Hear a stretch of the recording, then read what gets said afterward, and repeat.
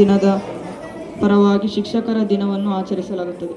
ಭಾರತದಲ್ಲಿ ಮೊದಲಿಗೆ ಶಿಕ್ಷಕರ ದಿನಾಚರಣೆಯನ್ನು 1962 ಸೆಪ್ಟೆಂಬರ್ 5ರಂದು ಆಚರಿಸಲಾಗಿದೆ.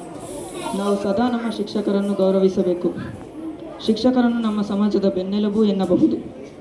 ಡಾಕ್ಟರ್ ಸರ್ವಪಲ್ಲಿ ರಾಧಾಕೃಷ್ಣನ್ ಒಬ್ಬ ಮಹಾನ್ ವಿದ್ವಾಂಸರು, ಅತ್ಯುತ್ತಮ ಶಿಕ್ಷಕರೂ ಇವರಾಗಿದ್ದರು. ಶಿಕ್ಷಕರು ಕತ್ತಲೆಯಲ್ಲಿ ಮೇಣದ ಬತ್ತಿಯಂತೆ ತಮ್ಮ ಜ್ಞಾನದಿಂದ ನಮಗೆ ಮಾರ್ಗದರ್ಶನ ನೀಡುತ್ತಾರೆ.